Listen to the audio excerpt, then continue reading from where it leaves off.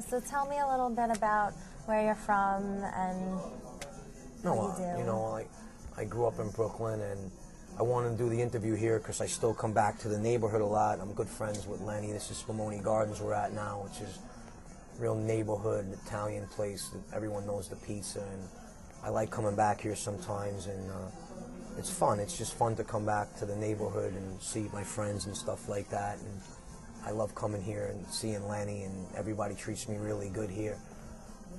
Steve Sharippo, who's also on The Sopranos, he comes here a lot. I appreciate it. I never forgot where I came from. I think Brooklyn is a great place. I'm involved with a lounge that's opening up soon in Manhattan called Silk. I'll be involved in it, and I'll keep people updated on that. And we should be open soon, hopefully, and there's some really good people involved with it. There'll be more on that. Hopefully soon I'll get more information out about Silk. In the movie A Bronx Tale, Robert De Niro gave you a part in the film. How did that affect your life? It very much affected my life because that's how I fell into this whole business. It was great just being on the set of A Bronx Tale and getting an opportunity like I did to, I only had a few lines, but it completely affected my life because when I left the set that day, I knew that this is exactly what I wanted to do, and it's where I am today because of A Bronx Tale, which I thought was a great movie. I got to meet Robert De Niro and a lot of really good people, and it completely affected my life fully. Did you have aspirations of becoming an actor or a filmmaker growing up? I think everyone thinks about that at one point in their life. I mean, everyone pictures themselves on television, in a film. I mean, but I wasn't a child actor that had parents that put their kid through acting school and train their children to act. No, I mean, of course I thought about it. Did I think it was going to happen? Not until the actual day that I worked on A Bronx Tale. From that day on, I knew that this is what I wanted to do, and it was just a freak thing actually getting an opportunity to work on Bronx Tale. They were just looking for people, and it worked out. You wrote and starred in One Deadly Road. What was that filmmaking experience like? It was crazy. It was a lot of fun, but it was definitely very stressful. It was the first time I've ever done a film, produced a film and starred in it. It was crazy. It was whatever can go wrong will go wrong. I didn't have much experience, but I met really great people like Frank Adonis, Anthony Indelicato, Joseph Bono. I got to work with Burt Young.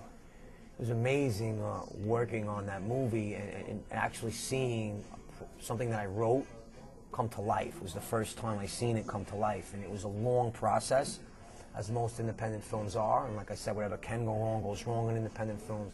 It's crazy, but it was definitely a lot of fun. What was it like working on the movie Boss of Bosses? That was great. Working on Boss of Bosses was a great experience. Actually, I named my cat Boss, because when the movie came out, I got my cat Kitten, so that's how he got his name. But working on the movie was great. We worked in Toronto, and this interview, Mob Candy, there was a whole article on Carlo Gambino, and I actually played Carlo as a kid. And growing up in Brooklyn, Carlo lived actually like maybe 5 blocks away from where I did growing up as a kid, and it was great to play a real-life character played him when he was young. And that was a great experience working with Chaz Palminteri, who's a great actor and a real good man. Compared to acting, what is the directing process like? A lot more technical and a lot more patience, obviously. And I mean, I take acting very seriously, but directing, it's like you gotta. It's a constant. It's like 6 months of your time on a film. It's constant between editing and preparing and the casting process. I prefer to probably act. I don't know if I would direct and act again if I played a small part. Maybe I wouldn't play a lead role and direct again. I think it's a lot of work, and I think it's a little hard to do that. You can do it, but I prefer to act. But I definitely like directing, and I definitely would like to direct in the future. Is it difficult to direct yourself in one of your films? Yeah, like I said, yeah, definitely. It's very hard because, I mean, how can you direct yourself, especially when you're editing the film? Like it's hard. I think you need an outside eye sometimes for yourself. But I can do it, and like I said, I don't know if I'd want to play like a major role and direct, maybe a supporting role or a smaller role, but it definitely is difficult. But people do it all the time. Mel Gibson does it all the time, Spike Lee, but he usually plays a smaller role. Yeah, definitely, I think it's a little difficult, but it can be done, of course, and if you put your mind to anything, I mean, look at what Sylvester Stallone did in Rocky VI. He directed and acted, and yeah, definitely. In the 2000 independent film Wannabes, which you co-wrote, produced, directed, and starred in, received awards at festivals and was a popular film. How did that film come about? Well, I always liked the name Wannabes.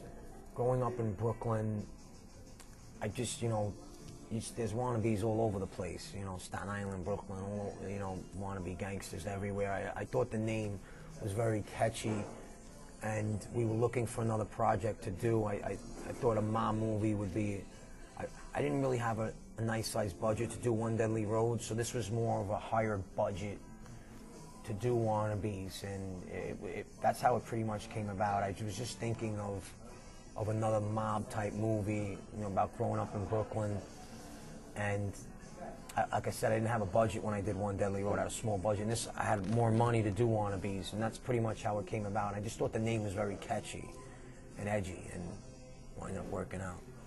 Your most recent film, Searching for Bobby D, another film that received awards at the festivals. How did you come up with the script for that? I have a house in Pennsylvania, and being there and meeting all these people out there, it's just very different than New York.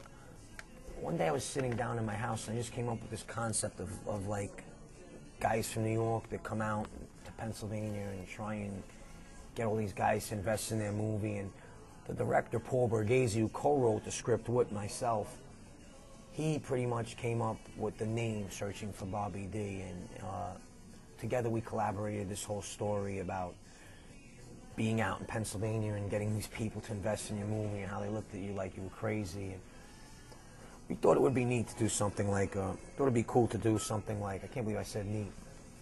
We thought it would be cool to do something like a fish out of water, like comedic adventure like that. One of your biggest roles, and that put you back working with Robert De Niro and the late great actor Joe Vittorelli, was Analyze That. Describe that experience and how it was working with De Niro. Well, that's probably one of the highlights of my life. Working with Robert De Niro was just a dream come true. When I first walked on the set of Analyze That and saw Robert De Niro walking towards me for a scene, I just had to pinch myself. I was like, am I dreaming? Am I actually going to be in a scene with Robert De Niro, who started my career off and who I've idolized from a child? It was just amazing. And to work with Joe Vittorelli again from Wannabes, that was just, we worked together in Wannabes. He was a great friend. I'll miss him very much. It was a really great experience working with Joe Vittorelli again, and Billy Crystal and Lisa Kudrow. It was just amazing. But the De Niro part was just amazing. Just to be in a scene with Robert De Niro was something I'll remember for the rest of my life. Hopefully it will happen again. How is it to have kids